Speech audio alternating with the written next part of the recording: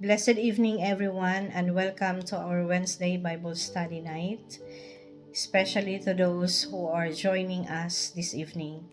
And I would also like to welcome our leaders, Bishop Doc Ambat and Pastor Rashay Ambat, together with Pastor Gosh Ambat and our pastor from Ireland, Pastor Benfor Nadorata, and from the Philippines, Pastor Allen Bacani. Welcome.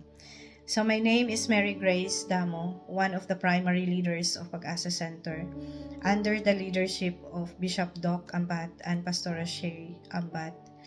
And tonight, I am privileged and honored to speak about Revelation chapter 16. But before we start our lesson, can we just pray first, to our God for guidance, for protection, wisdom, knowledge, and understanding, with boldness and courage to speak with humility, declaring that I am also a student of the Word. So let us pray. Heavenly Father, O God, truly, Lord, that you are so good, you are faithful, and you are just. I praise you, Father, worship you in spirit and in truth. I bless your name on high, O God. I adore you, glorify you, magnify you, and honor you, for you are the King of kings and the Lord of lords. You are the creator of all things and the sustainer of all things, Father. You are the great I am, the Alpha and the Omega, the beginning and the end, the perfecter of our faith. You are the sovereign God, the Almighty, the Holy One. You are the one who defeats every enemy. You are the one who breaks every chain. You are the one who delivers us from all evil, O God. As we come before you, Lord, with humility this evening, brokenness and contrite heart, O God, asking for your mercy and grace, O God. Forgive us, Lord, for all the things that we have done that is not pleasing to you, Father God, in our thoughts, in our words, and even in our actions, O God. Forgive us for all the unrighteousness and create in us a pure and holy heart, O God. Thank you, Father God, for tonight. Thank you for the opportunity that you have given us to come and study your word, believing that your word is the lamp of our feet and the light of our path. We declare, Lord, that your word has the final authority over our lives. Thank you, Father God, for your word, praying that it will be planted in a fertile soil, that whoever who hears your word tonight, Lord, their life will never be the same. Father God, I pray that your power will manifest in us, Lord, and Lord, reveal the mystery of your message this evening to us. Give us a heart of good soil, Father God, for your word that will grow deeper, stronger, and bear much fruits, O God. Lord, I also pray, Lord, that you will empower me, Father God, that I will be able, Lord, to speak boldly as a mouthpiece of your word, O God. Thank you, Father, and we love you. In the mighty name of Jesus Christ, I pray. Amen.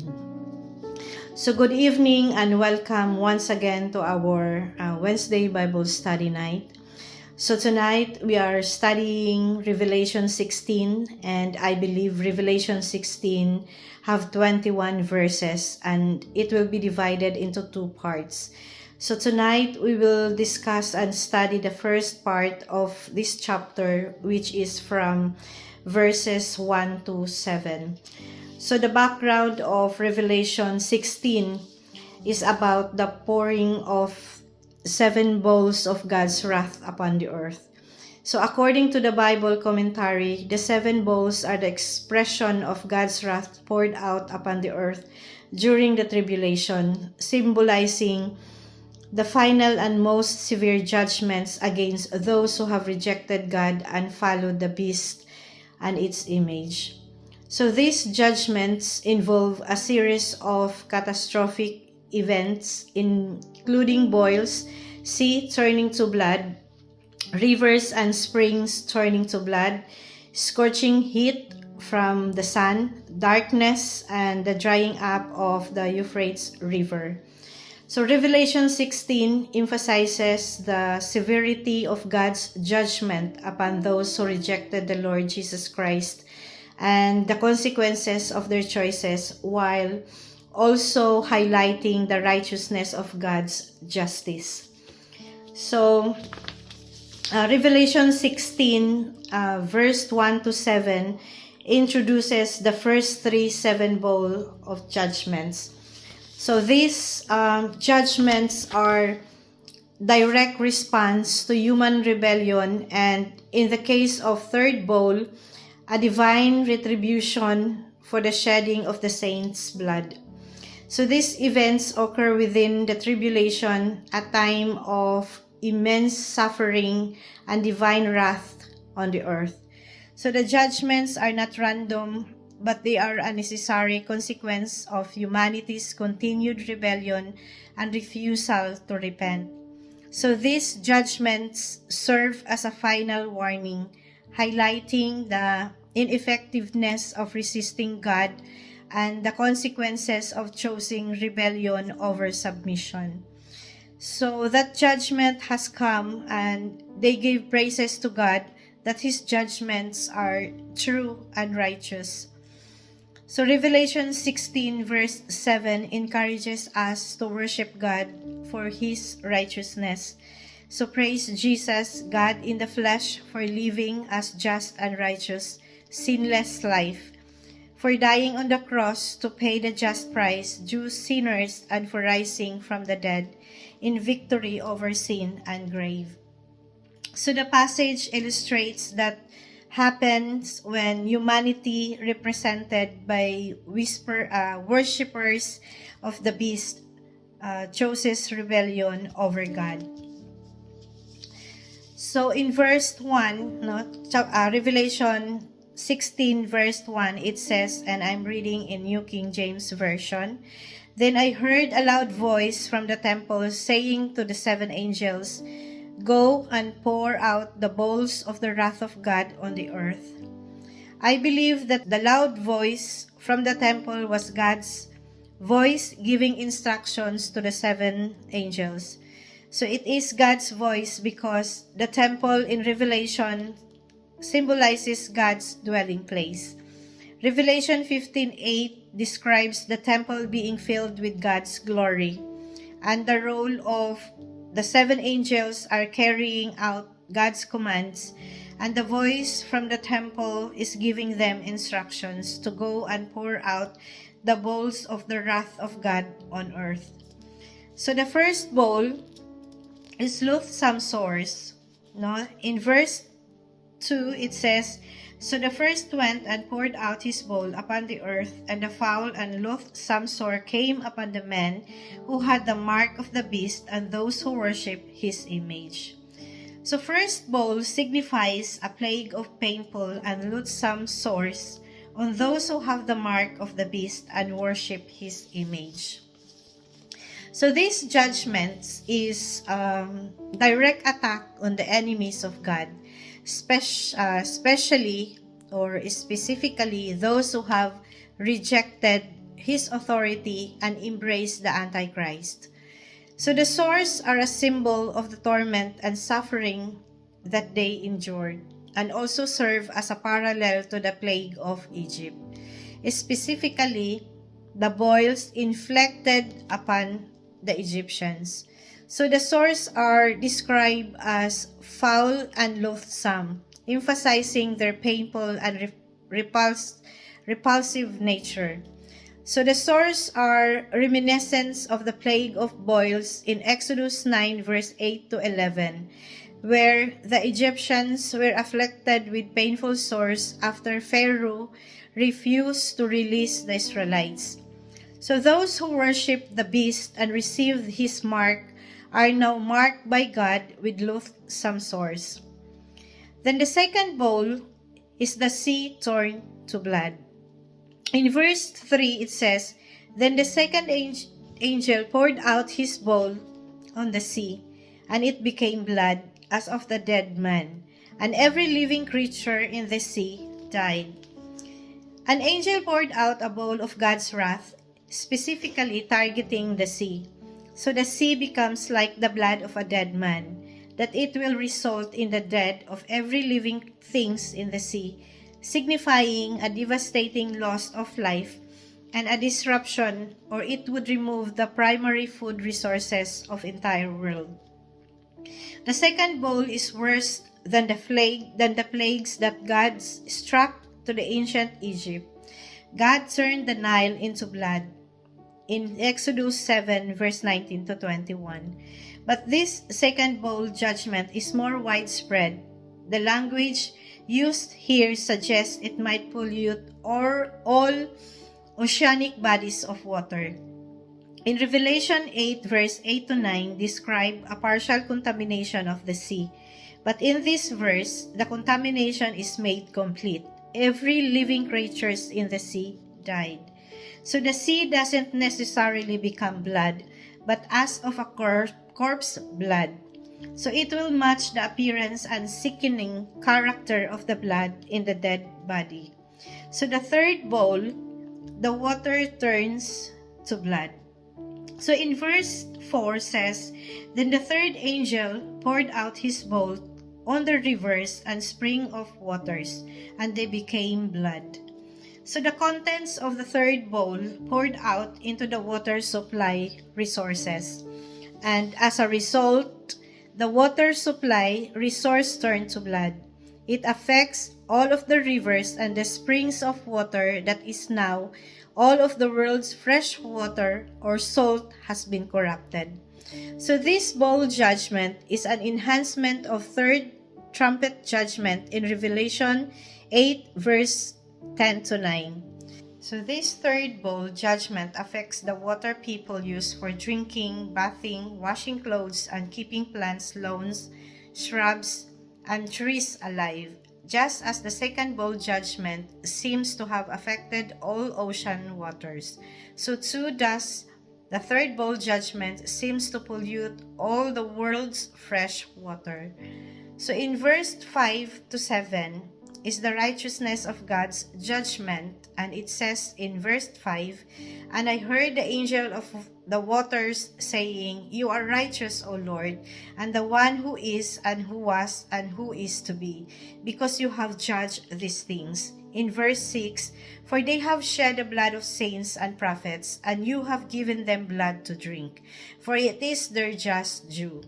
So in verse 7, And I heard another from the altar saying, Even so, Lord God Almighty, true and righteous are your judgments.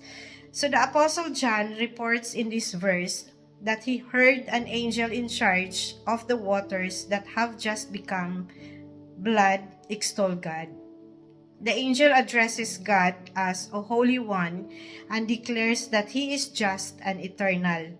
So it is completely right that those who delighted in shedding the blood of the saints should now be forced to drink blood. So the Lord is righteous even in the midst of judgment. Now it is right that the angel says that God's justice is fair, pure, and appropriate. So there is no mob justice or street justice with God. As the eternal God, He has always been holy and just. Until now, He is holy and just and always will be holy and just. He never accuses the innocent and never excuses the guilty. So the angel understands clearly that God is the source of the judgments. He agrees fully with God's action of turning the water into blood. He yields his administrations of the waters into God's righteous hands. So the angel who proclaims that God is holy and just says the wicked receive what they deserve. So they had shed the blood of saints and prophets, and therefore God gave them blood to drink. The wicked had received enough warnings about the coming wages of their sins. So at this point, human wickedness has reached its peak, and the martyrs witness God's judgment on the wicked. They attest to the fact that judgments are true and just. God may not judge all sin immediately or as quickly as we wish, but He judges it fully in His own time. So Christians who suffer at the hands of violent, wicked men may wonder why God doesn't punish the wrongdoers right now. but they may rest assured God will take appropriate action according to His judgment. So the lesson learned in this passage is the ultimate calls for a choice to believe in Jesus Christ for salvation, thereby avoiding the coming wrath and aligning oneself with God's righteousness, rather than face His just punishments. Amen. So, that is the end of our lesson for tonight, the first part of Revelation 16. And I pray that those who are watching and listening this evening have learned something about the first three bowls of God's wrath. So let us be serious with our walk of faith for us not to experience the wrath of God. Let us make sure that we will remain faithful and obedient to God until the second coming of our Lord Jesus Christ. So let us turn to Jesus Christ for salvation through faith, have a genuine repentance of our sins, and live in accordance with God's instructions by walking humbly with Him, loving mercy, and doing justly. So this process involves receiving God's grace and mercy through gospel to obtain salvation and avoid God's wrath. Amen. So let us pray. Heavenly Father, the Lord God Almighty, true and just are your judgments. We look upon the judgments described in Revelation 16 and stand in awe of your perfect justice and righteousness. We worship you, Lord, for your ways are true and just. If not for your mercy through Christ our Lord and Savior, we are all face your righteous wrath. We thank you, Father God, for your word this evening, that it reminds us and warned us for your final judgment to pour out upon this world. We thank you, for you are faithful and just, O God. Help us, Father, to hold fast on our faith and trust in you, especially when things around us don't make sense. Lord, help us to work for justice in this unjust and sinful world. Help us to do justice, love, kindness, and walk humbly with you in anticipation of your coming judgments. Lord, I pray for the lost whose hearts are hardened against you, just as people in Revelation cursed you, O God, and repentance is seen in the world today. Break every pride and rebellion that leads souls to repentance because it's too late. I ask and pray for perseverance in times of trials. Strengthen us, Lord, to stand firm in our faith and remain devoted to prayer during times of affliction. Help us to persevere, knowing that a crown of life awaits for those who love you. Trust your ultimate plan, knowing that you will bring about your justice. When your justice will finally reign, empower us, Lord, with your Holy Spirit to choose and do justice. Treat others with kindness and mercy. Thank you, Father God, and we love you. I give you all the glory, the praises, the honor, and the highest adoration. For all these things belongs to you alone. In the mighty name of Jesus Christ, our Lord and Savior. Amen. So thank you and good night, everyone. See you next week for our second part of Revelation 16. Good night and bye-bye.